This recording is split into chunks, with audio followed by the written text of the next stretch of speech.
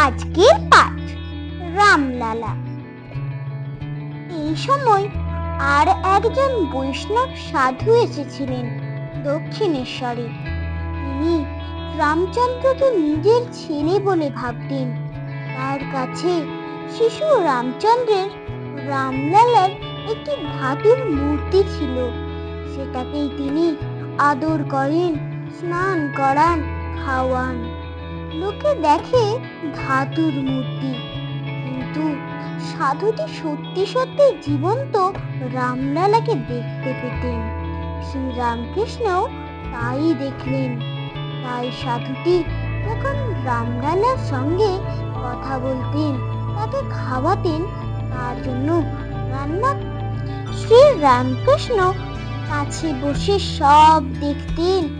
দেখে তার খুব ভালো লাগতো। এভাবে ভগবানকে পাওয়ার পথ তিনি সাধুটির কাছে জেনে নিলেন। রামলালাও শ্রী রামকৃষ্ণকে পছন্দ করত বেশি, তার কাছে বেশি সময় কাটাতো। সাধুটি রান্না করে রামলালাকে খাওয়াতে গিয়ে দেখেন সে সেখানে নেই। খুঁজতে খুঁজতে দেখেন শ্রী রামকৃষ্ণের ঘরে গিয়ে তার কাছে বসে আছে। তখন বকতেন আর ধরে নিয়ে গিয়ে খাওয়াতেন। সাধুটি দক্ষিণেশ্বর থেকে চলে যাওয়ার সময় রামলালাকে শ্রী রামকৃষ্ণের কাছে রেখে গিয়ে গেলেন। তাকে নিয়ে শ্রী রামকৃষ্ণ মাঝে মাঝে মুশকিলে পড়তেন। তোমরা যারা খুব দুষ্টু, তাদের নিয়ে তোমাদের মা বাপের যেমন হয় তেমনই। রামলালার হয়তো রোদ্দুরে ঘুরে বেড়াতে চাইছে, কাঁটা বনে ঘুরে বেড়াতে বা গঙ্গায় ঝাঁপাঝাঁপি করতে চাইছে।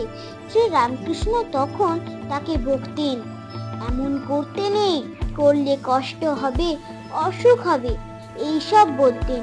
তার রামলালাও তেমনই ছেলে, শুনে ভেঙচি কাটত। তখন বিরক্ত হয়ে কখনো বা দুঘা বসিয়েও দিতেন। তখন রামলালার কি কান্না!